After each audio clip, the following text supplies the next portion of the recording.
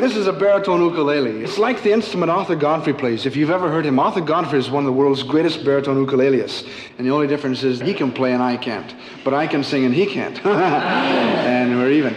But this is what it is. And it used to be a bass fiddle. But I sing juicy, and it wasn't sand for eyes, and this is all there is left of it. And that's why I feel sorry for you who are sitting on the front row, because I do sing juicy.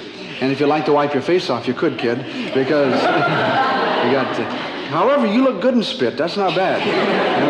When I was in high school about 43 years ago, I was in love with a girl, and I wrote the first song that I ever wrote. Now, I won't sing that song tonight, but I'll tell you about it in a minute. You see, this girl I loved a whole lot, because she was a very great girl, and there was a lot to love. She was very large, see?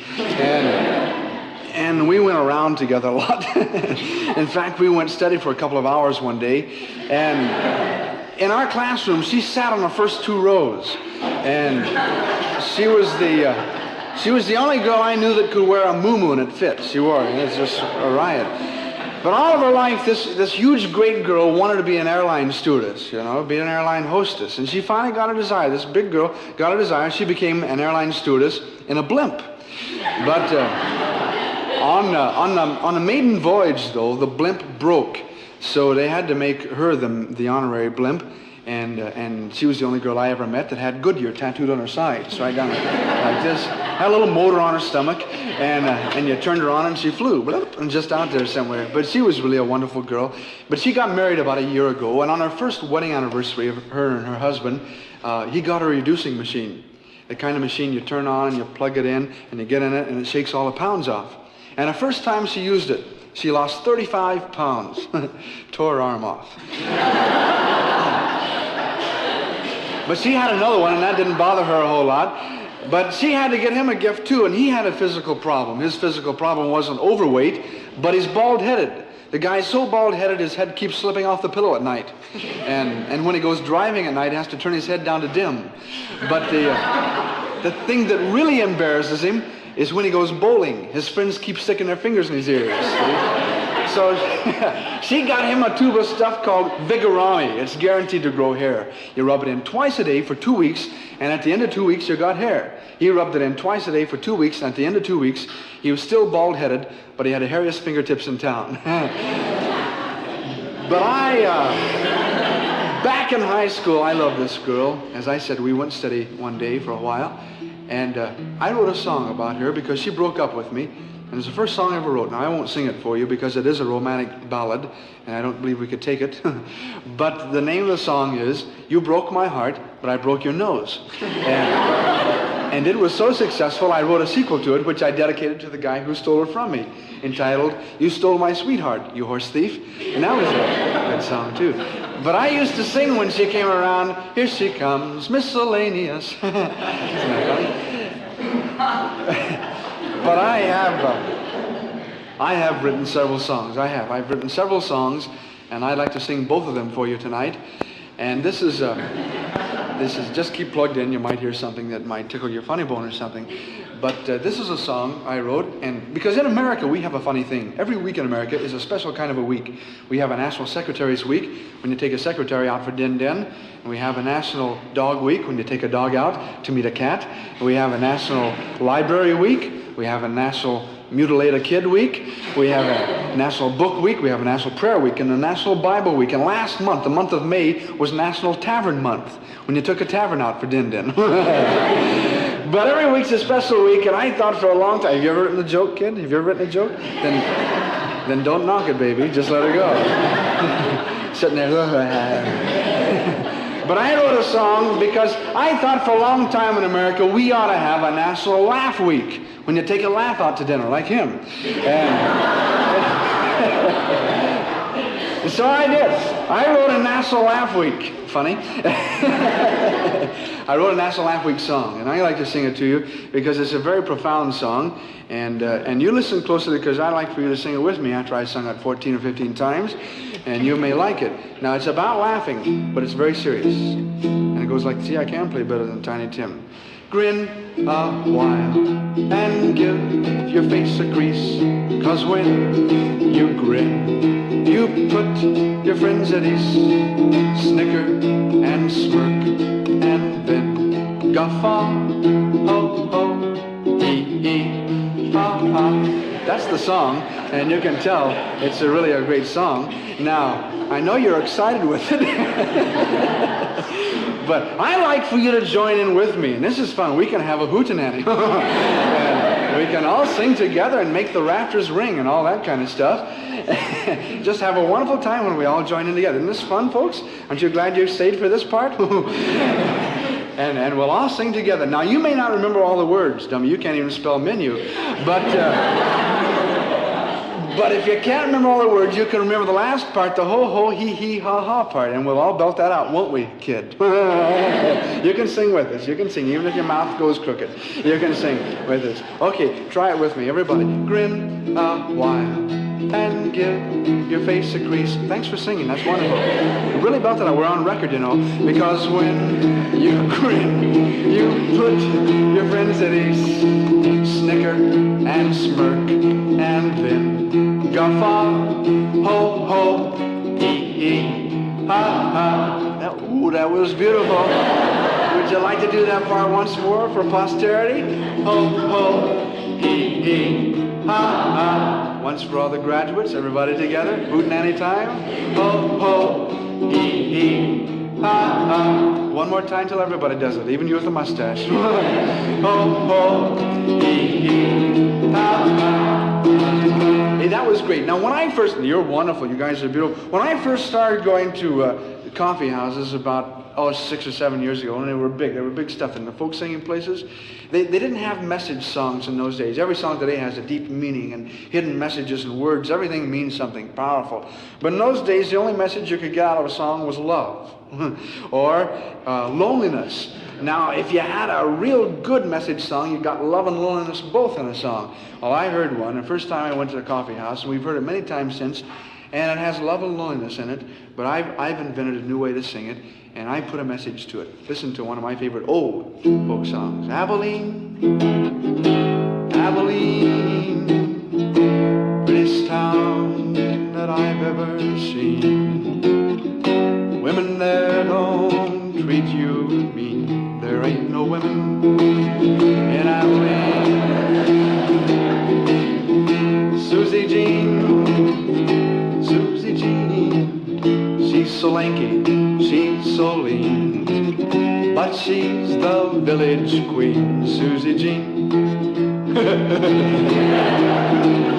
Chili beans, they're so hot, man, they're really mean. Make you belch, they make you burp, chili beans, my chili. And it goes on and on. See, it's a great song. How many of you, when you go to school or you go to work, you take your lunch with you. You take a sack lunch. Anybody take a lunch with them? You take one, do you? Dummy? Okay. I got a song. Have you ever had anybody dedicate a song to you? This is for you. Would you like to sit on my knee while I sing it? Okay, for you, baby. My salami makes a mighty fine sandwich. My salami and crunchy French bread. My salami and mayonnaise and mustard. So delicious, I wish I were dead. Salami, bread, salami, French bread, and spread. Salami, bread, salami, French bread, and spread. Rap. Yeah, that's for you. This song I want to play and sing is a favorite song of mine because I wrote it. And I was sitting around one day strumming the tunes of Lemon Tree. And I couldn't remember the words, so I wrote a song to the tune of Lemon Tree by one of my favorite characters in the Old Testament, whose name is Samson. Samson, as you remember, is a very colorful character. He carried around a big bag of crayons, and he would mark on walls and stuff. But he was also a very strong man. You see, Samson never took a bath, and that's what made him strong. But here, to the tune of Lemon Tree, about Samson. About 3,000 years ago, there lived a little lad, body strong and hair grown long. This was the Nazarite fad. He grew to be a mighty man, and none could meet his match. For on his head the secret grew, 7 grades of golden thatch. Actually, it was hair, but that didn't rhyme with match, so I had to say that's Samson boy, oh how handsome with his curly head of hair. Tall and strong stood our hero. He was blessed with courage rare. Samson boy, rugged strong man, made a mark for destiny. But the fate of poor Samson is so plain for all to see. One day he met a lion fierce, with flashing teeth and growl. Sam grabbed old Leo by the chin. You should have heard that big cat howl. Sammy stuck his arm from shoulder to fist, clear down that kitty's throat. He grabbed Cat's tail, gave a mighty yank, pulled Leo inside out. Have you ever written a song? I don't know. Here's a sad third verse. It goes like this. Many are his feats of strength we read, but clouds soon covered the sky. The Philistines hired a spy to find what makes Sammy run. Delilah was an evil gal, swinging Philistinette. Samson lost his hair, almost lost his head, all because of a sharp whoop-whoop Gillette plum plum.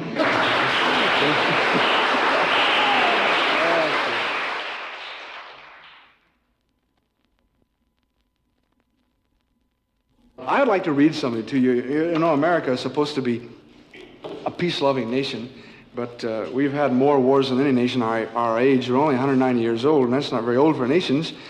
I realize we only have a couple of assassinations a year, but this is about war. And you say, well, why should we be interested in war? Well, even if you don't realize that war is very popular in America, if you write a book about war, it becomes a bestseller. In fact, you can write a book about one of 4 subjects, and it becomes a bestseller, about war, or about Kennedy, or about Lincoln, or about sex. Now, if you really want to have a bestseller, put war and Kennedy and Lincoln and sex all in one book. And you really have yourself a book. But war is popular in America. You can tell by the television programs like Combat and 12 O'Clock High and Hogan's Heroes and Garrison's Guerrillas and Rat Patrol. And my mother used to watch a war series in the afternoon on television called The Young Marrieds.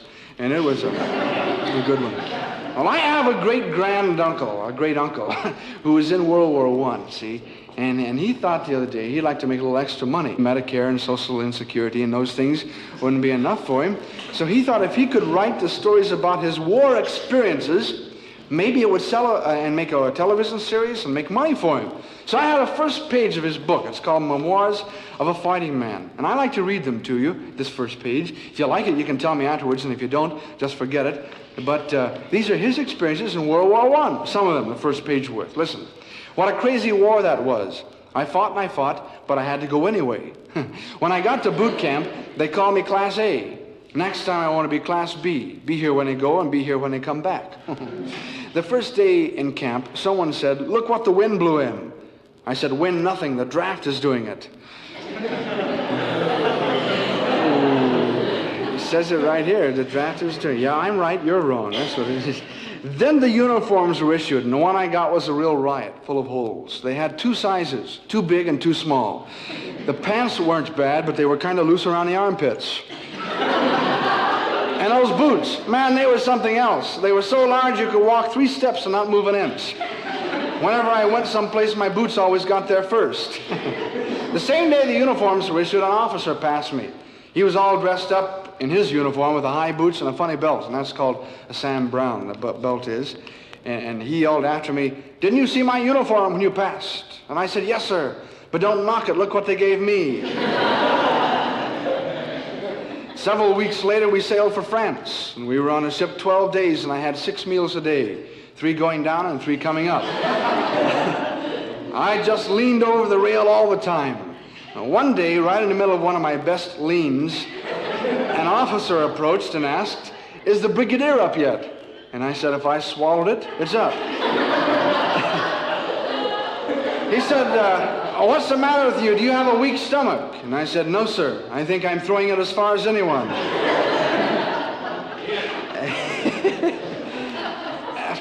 After 12 days, we dropped anchor. I knew it had to happen. It'd been hanging over the side ever since we left New York City. That always gets me, huh? It says it right here. Marching down a pier, I had more bad luck. The sergeant in command stuttered. It took him so long to say halt that 27 of us marched overboard. They pulled us out and lined us up. The sergeant said, "Fall in." I said, "I've been in, sir." Then we were sent to the front lines, and the bombs were bursting, and shells were exploding, bullets were whizzing.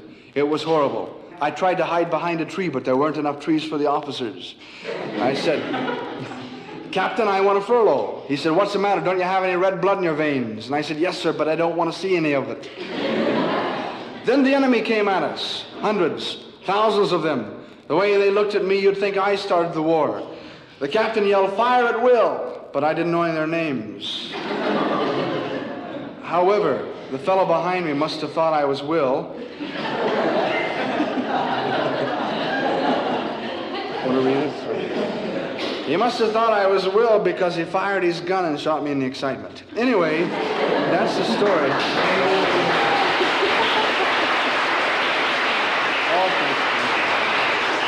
That's the story about my great uncle. I like to ask church kids like you are what you think heaven's going to be like, and you get a lot of different answers. You get answers like, one girl said, well, I think everybody's going to wear a lot of white robes in heaven. I said, do you like to wear white robes? And she said, well, no, not really. And then another kid said, well, a boy said, I think we're going to sing a lot in heaven. I said, do you like to sing? He said, no, I don't like to sing. And you get different answers like halos and white robes and pink clouds and wings on the back. And a little river and a golden street, and you kick golden clods along, or dumb clods or whatever. And you put all the little stories together, and when you've got the picture of heaven that we teach, really, and you get a picture of St. Peter at the gates of pearl, you get a massive Disneyland in the sky. Now, Disneyland's okay to visit for a while, once a year, but to live there forever, who needs it? And what I think of it is sort of Mickey Mouse. But anyway, the best answer I got about heaven was from a 17-year-old boy one night. He said, heaven's going to be better than what we have here. Now, what we have here is pretty good. And one of the best things we have here, along with personality and money and opportunity and education and friends and family, is friendship. Friendship is a very wonderful thing. Without it, we're nothing. I was talking to an authority on suicide the other day. He said the reason most people attempt or think about or commit suicide is because they feel isolated, as if no one cares for them. Well, friends are wonderful. And some of the people I read about in the Bible, and the Bible is a very exciting book to me, I'm looking forward to seeing heaven. So I wrote a song to the tune of one sung by Peter, Paul, and Harry several years ago. And remember, it was popular about 8 years ago, Puff the Big Fat Tapeworm. Everybody remembers that one. It's called When I Get to Heaven. When I get to heaven, how happy I will be. I will sing, let the amens ring in that eternity. For I'll see the Savior one day from above. Took me in when I was in sin, and he wrapped me up in his love. I've talked to little David with his shepherd's sling, who took around the river rock and with a prayer to the Lord gave it a mighty fling. It hit that big bad giant right between the eyes. Knocked him down, rolled him around, and the Philistines scattered like flies. Wrote that myself. I'll see Paul and Silas, who were in the Philippian jail. They had no money, it wasn't funny, they couldn't pay their bail. They couldn't even find the key to fit into the lock. So they prayed and sang till the midnight hour, took part in the jailhouse rock. When I get to heaven, how happy I will be. I will sing, let the amens ring in that eternity. For I'll see the Savior one day from above. Took me in when I was in sin, and he wrapped me up in his love. Now, I grew up in a very strict family. You see, I'm not a converted entertainer. You can tell by listening. And in fact, when I was a kid, we weren't allowed to do anything. I'm a converted preacher's kid, by the way. My daddy was a preacher. And it was the worst kind of all. And I grew up in church. I can't remember the first time I ever went to church. It's always been a part of my life. The Bible and the messages and praying and hymns and hers and all these wonderful things in church. And I cut my eye teeth on pews, church pews. And really a wonderful experience growing up. And I can't remember the first time. And so, because Dad was a preacher, I was never a weird kid. I was a good kid, see? And when, in fact, and our family, we weren't allowed to do bad things. We couldn't go to movies. And we weren't allowed to go to school dances. I have a younger brother, 4.5 years younger than I, and I never went to any dances, and couldn't go to movies, and we weren't allowed to cuss. In fact, in our family, you couldn't say words like darn or heck or cheese and crackers or doggone, because Mom and Dad said, you might as well cuss. That's chicken cussing, see? Besides, if they heard you say it, they'd hit you a lot and wail on your bod somewhat, and I didn't like that. Dry knuckle sandwich. Say that again, kid. And so we didn't do that. We weren't allowed to do that. We couldn't steal hubcaps, and I was never even allowed to take dope when I was a kid. So I probably missed half my childhood. We never sniffed glue, see? I saw a very beautiful girl on the street the other day, and she was walking toward me, and she had a pillow under each arm. And she got close, and I said, hey, baby, how come you got pillows under your arms? She said, those aren't pillows, those are 5-year deodorant pads.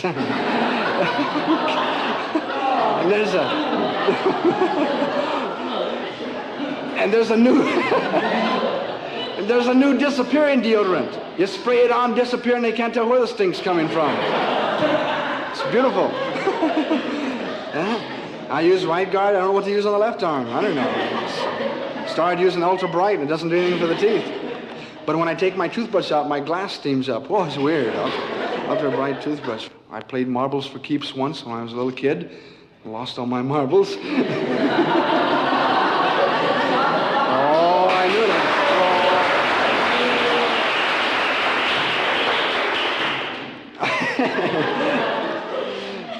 So, just a preacher's kid, and I grew up in church, and we play. If I were to write a book, it would have 3 chapters, about a page each, and the first chapter would be entitled, How I Learned to Throw Spitwads in Church and Not Get Caught.